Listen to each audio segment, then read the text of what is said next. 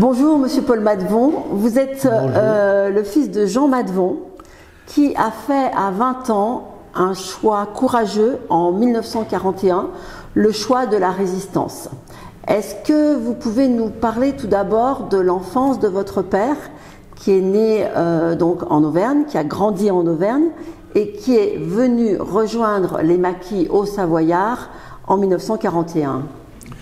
Oui, alors c'était un enfant qui était, d'après mon oncle et mon grand-père, il n'arrêtait pas de faire des blagues. Il vivait beaucoup dans la forêt, à la pêche, à la chasse, et il avait même fait des grosses blagues à ma grand-mère. Il avait même mis une couleuvre dans une carafe d'eau, pour dire l'énergumène. Mais même mon grand-père, quand il m'en parlait, il disait de toute façon, il les faisait toutes. Et il a même fait, il pêchait même à la pointe du jour avec un filet dans la Dore, et il vendait le poisson à des hôteliers d'Ambert. Et mon grand-père était garde-pêche, donc vous voyez un petit peu ce qui pouvait se passer. Et donc un jour, il y a un hôtelier qui est venu vendre la mèche à mon grand-père en lui racontant que, ben oui, il avait du poisson qui était fourni, alors que mon père disait qu'il allait au tilleul. N'est-ce pas? D'accord. En décembre 41, sachant qu'il serait appelé à travailler sur le camp de jeunesse, c'est ainsi que le 14 janvier 42, il s'engage dans l'armée de l'air pour 4 ans. Il est affecté à Perpignan jusqu'au 11 novembre 42. Les Allemands franchissent la ligne de démarcation. Fin janvier, il était en congé d'armistice, sa compagnie était dissoute. Après un retour à son domicile, il est informé que Pierre Laval institue le STO. Il est concerné, classe 41, et en plus il fut affecté à la DCA allemande. Il trouve une piste pour se rendre en Haute-Savoie pour intégrer le maquis, direction Bas-Montou. Il descend du train à Pringy et est repéré par une fermière. Celle-ci lui confie un morceau de papier journal qui devait se raccorder à un autre chez Desmolis à Verrier-du-Lac. Depuis là, direction le chalet des Chevenets-Galais. Quand retirés des Dents de l'Enfant, les maquisards attendaient les Italiens et c'est dans la nuit du 17 au 18 juin 1943 que ceux-ci attaquent. Les balles sifflent et il est contraint d'abattre un homme pour sauver sa peau. Il s'en sort en descendant dans la vallée de Montremont où il rejoint l'armée secrète de Thônes. Et est-ce qu'il évoquait ses souvenirs avec vous? Très peu.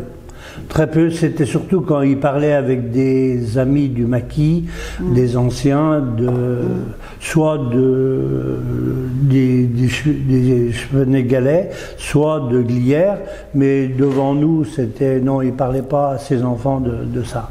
D'accord. Très peu. Et si vous lui posiez des questions, il ne vous répondait pas ou Oh, c'était évasif. C'était évasif. Voilà. D'accord. Ouais.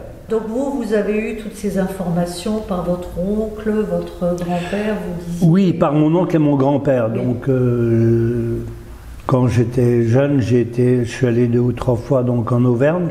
Et c'est là qu'il y avait des histoires anciennes de mon père qui n'arrêtait pas de faire des blagues. Oui.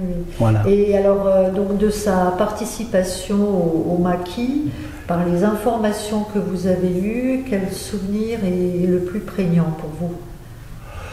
Est-ce que vous avez été marqué par des récits particuliers? Je pense que c'est surtout ce qui pour moi a été le plus important, c'est quand il s'est battu à l'eau d'Alex. Le lendemain, il est remonté au chalet pour récupérer ses affaires. Il n'avait plus rien. Oui. Plus de papier, plus de vêtements, pas un sou. Oui. Je crois que c'est le pire, ça. Et donc, il s'est retrouvé en tenaille aussi, avec l'armée italienne dans le brouillard. Et puis surtout, sur un terrain qu'il ne connaissait pas. Oui, parce qu'il était monté de côté sur l'eau d'Alex, et puis il est descendu sur la vallée du Montremont, donc il ne connaissait absolument pas ce secteur-là. Oui. Donc, livré à lui-même, quoi. Oui, il a sauvé sa peau en faisant des roulés-boulés dans la montagne pour échapper. Alors ce pierrier je connais bien parce que donc c'est sur la droite du col des Nantais et ça correspond à l'eau d'Alex dessus et ce pierrier chaque fois il y avait des accidents de bétail, les moutons, les vaches et tout ça tombaient du plateau dessus, dans ce pierrier dessous. Donc il a vraiment eu de la chance. Et il dit bien, il dit que il a eu la chance d'avoir son lebel qui était autour de... Et il est parti en roulant dans le pierrier et c'est ce qui l'a sauvé. Tout à fait. Ce qui est frappant, c'est qu'en fait, c'est l'accueil que les Savoyards lui ont réservé. Et c'est ce qu'on lit partout, les remerciements par rapport à ces familles qui ont protégé ces maquisards. C'est assez impressionnant parce que en lisant en détail, il parle énormément des repas qu'il a pu faire avec eux, des coups de main qu'il a pu donner dans les fermes, l'accueil chaleureux des hommes, des femmes. Il insiste énormément là-dessus. Oui, je pense qu'il l'a trouvé dès son arrivée. Oui, tout à fait. Avec cette dame qui lui donne un billet. Oui. Avec le bout de journal, et puis à chaque fois, il s'est retrouvé, parce que c'est vrai, à chaque fois, il devait raconter son histoire pour dire aux gens qu'il rencontrait comment il était tout seul, quoi. Oui, oui. Est-ce qu'il vous a parlé du lieutenant Bastien? Oui. Alors, le lieutenant Bastien, c'est... il a été, quand ils ont découvert les corps au virage des Langagnes à Alex, c'est lui qui a été récupérer les corps, il a aidé à récupérer les corps. Oui, c'est un moment qui l'a beaucoup marqué. Ils allaient chercher des choses. Il y a eu une célèbre sortie un soir avec comment on appelle ça, une Citroën... Une traction, et ils avaient été jusqu'à Challes-les-Eaux prendre du matériel, et ils étaient revenus, et puis il y a une histoire, donc un gars qui ne savait pas très bien conduire, ils avaient perdu 2 portières en frottant les poteaux, c'est quand même, et ils sont quand même arrivés à s'entasser dans ils étaient 7, ils se sont entassés dans cette... Ça a été quand même sacré. Ils faisaient des transferts d'armes. Hein. Voilà. C'est ça. Est-ce que vous savez s'il a pris part à l'affaire des miliciens à l'hôtel du Midi? Oui. Je crois qu'il y avait 4 maquisards. Oui, je crois qu'il y était parce que il paraît qu'ils se sont levés les tables et c'est comme ça qu'ils ont tiré sur les miliciens. Bon, est-ce qu'il vous parlait de chocolat? Oui, le chocolat... C'était son chef. C'était son chef et il est un petit peu moins que mon père. Mon père avait plus de formation militaire que chocolat. C'est comme ça, mais... Il s'est déplacé, on ne se déplace pas quand on est en embuscade, on ne se déplace pas oui, je vais le dire, mais tout de suite, comme ils étaient installés en moyen de défense, quand les Allemands ont essayé de percer là, il a voulu porter un sac de cartouches à André Gaillard, et j'ai su ça bien après, parce qu'on a retrouvé André Gaillard des années après. Et c'est en jetant sa musette de munitions à André Gaillard, qui était sur le rocher dessus, qu'il a pris 3 balles dans le dos. Et ça, c'est André Gaillard qui me l'a... Mais en réalité, il est passé devant mon père en disant « je vais chercher du renfort ». Mais c'était, oui, de toute façon, les Allemands étaient déjà cachés dans la neige, en tenue blanche, et donc c'est comme ça qu'il s'est fait... Et le fameux Mataf. Alors, Mataf était donc, vous savez, ils ont fait ensemble, ils étaient combien? 6, je crois. Ils ont fait le réservoir des Étouvières avec les conduits, les tuyaux. Le premier réservoir des Étouvières a été fait par les anciens de Maquisard. Donc ils étaient basés à ce moment-là à cette petite maison qui se trouvait chez mes grands-parents et la scierie à Monsieur Havet. Et donc à ce moment-là, ils ont monté ces tuyaux qui étaient, ils disaient 50 kilos dans ses écrits. Ils les ont montés à dos d'homme directement et ils ont fait ce captage. Et mon père disait toujours que le réservoir des Étouvières, si véritablement ils avaient capté l'eau un petit peu plus haut, ils auraient pu doubler la production. Oui. Voilà. Arrive janvier 44, et là pour lui c'est une évidence, on monte à Glières.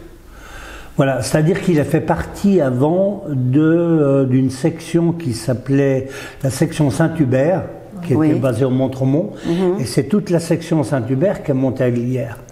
Donc à ce moment-là, c'était Henri Vuarchet qui était le chef de cette section, et Henri Vuarchet avait une petite maison qui était à côté du cinéma là, après, mais c'est lui qui organisait cette défense dans la vallée du Montremont. Ils étaient d'ailleurs dans un chalet qui était à côté de la Puse, à côté donc du chalet de mes grands-parents, qui était un peu dans la montagne, en dessus du village du Cré et Déposé.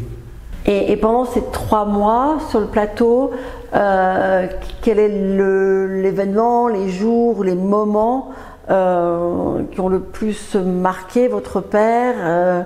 Je pense que c'était surtout l'approvisionnement ne serait-ce que pour se nourrir. Ils avaient des sacs ou des choses comme ça, et mon père disait, au lieu d'avoir des courroies, ils avaient des ficelles. Donc monter des voyages de nourriture au chalet dessus, et puis après il y avait quand même la vie, ils n'avaient pas de vêtements ni de choses comme ça, comme on a maintenant pour se prémunir du froid et tout ça. C'était quand même des périodes, enfin quand je pense à leur vie là-haut quand même, ça devait être quelque chose. Pour Tom Morel, de toute façon, il aurait tout fait pour lui, de toute façon, c'était vraiment quelque chose qui, pour lui, c'était le chef, voilà. Il suivait, il aurait été jusqu'à la mort, c'est sûr et certain. Hein. Les yeux fermés. Et il a quand même monté le capitaine Angeau à Glières, et il l'a quand même récupéré à Saint-Jean-de-Six au bus. Et il s'est aperçu que le capitaine Angeau, c'était le capitaine Angeau le lendemain au lever des couleurs, mais il est monté avec ce capitaine sans qu'il y ait aucun mot ni rien du tout, alors que le capitaine ne s'était pas présenté. Et c'était normal, hein, de toute façon, il ne fallait pas que... Mais c'est mon père qui l'a monté au Glières.